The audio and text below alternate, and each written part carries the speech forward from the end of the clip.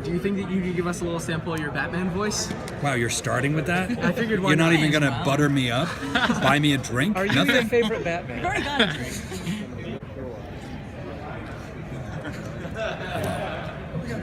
I'm Jason O'Mara. I play Batman in Batman Bad Blood. Coming early 2016. Get it.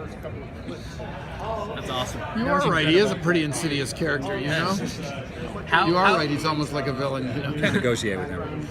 How easy or difficult is it to get into that sort of Batman mindset of, all right, okay, I'm Batman? I practice in the car on the way to the studio in the mornings. Sometimes, if I'm hungry, I go through a drive-through and I practice it on where I was taking my order. They don't really know what the hell I'm doing, but it works for me, so that helps. I actually find I can't really go like Bruce Wayne, Batman, Bruce Wayne. I need to just do everything as Bruce or everything as Bats first, and then go back and do the other, because it's almost like a different character to me. So yeah, I don't skip around the script like that. I ask to take all the Batman stuff. Do you ever read opposite people, or is it just? What's that? I said, do you ever read like with anyone else in the Oh studio? yeah, or is it just sometimes you? with Stuart Allen, who plays Damien. I've got to read with him a couple of times, but other than that, I haven't. It's quite a hard thing to organize, and would make sessions unfeasibly long if everybody came in at the same time. Actually, on Throne of Atlantis, I got to read with Sean Astin.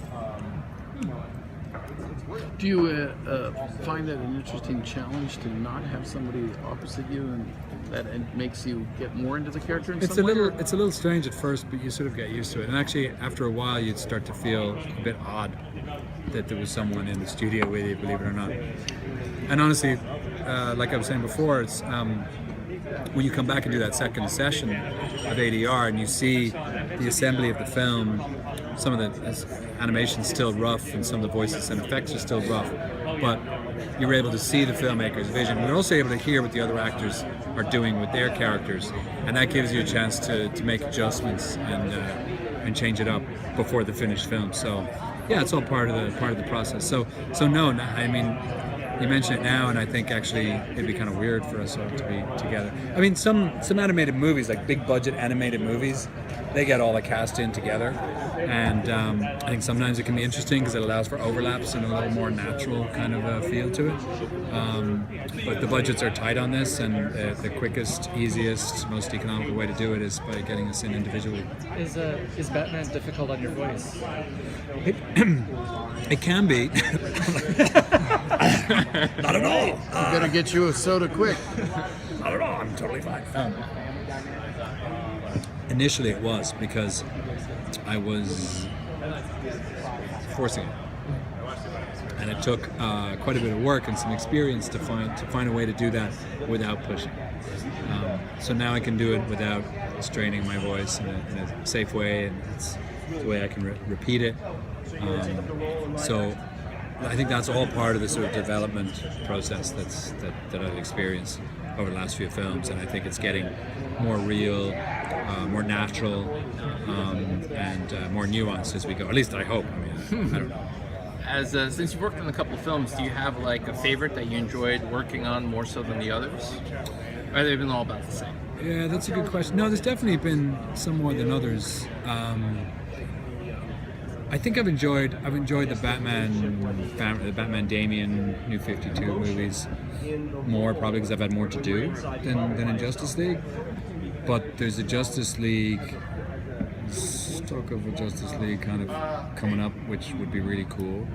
I can't really talk about it, but so that might be an exception to that. But I think Batman versus Robin so far, but in terms of a voice challenge and an acting challenge, has probably been the best for me.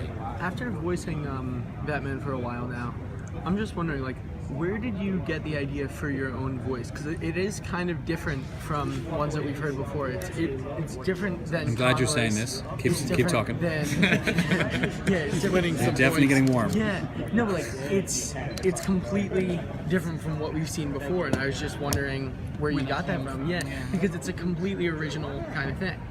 Well, you see, I think the thing is, I don't think it started out original. I think I had ideas about what it should be based on what I'd already heard from other portrayals of Batman. And so I think I started out with a sort of an inherited idea of what it could be. And it was probably a little too dark, and it was probably a little too forced. And the development process has really been about like finding my inner Batman, like what I can do that makes it unique. And so I think that's why it's changed, and I think that's why it's changed for the better.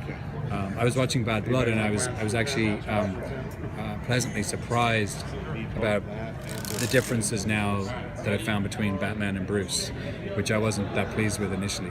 Sounds a little schizophrenic, kind of like a little Two-Faced, because you're here 1 minute you're doing Bruce, you do this thorough Bruce, and you do this thorough Batman. Yeah, It's like that's why I can't. boy, you're going. That's why I can't go back and What's forth. it doing to you? Yeah, no, it's very different. It's honestly, it's very different. But I sort of treat them almost as different characters. It's a pretty interesting approach. Yeah, thank you. I mean, it's pretty cool. Like it's pretty cool to play, ultimately one character with two personas. When did you first find out about Batman? As a kid? Oh, I grew up on the Adam West Batman. I had measles when I was, I think, 8 years old, and I watched the original, the first movie, the 1960, was it 65 movie, 66? Something like 66, that, yes. but this would have been 1980 when I was 8 years old. So I had the measles one day, and I was allowed to watch this on TV, and it was like mind blowing. This is amazing. This is so cool. And even though it was 15 years old then, the bad special effects and the bad fighting and the campy stuff didn't bother me. I just still thought it was really super cool. Did you actually read Batman 66 now that it's out? No, I haven't. No, I haven't. should check it out. I should. I'm also a parent, and I have to do other jobs, so I don't What always have time. comics have you written to sort of prepare for the role of Batman? Films? I read some of the new 52 comics. Batman and Son, Court of Owls. Is there an Irish hero you'd like to play?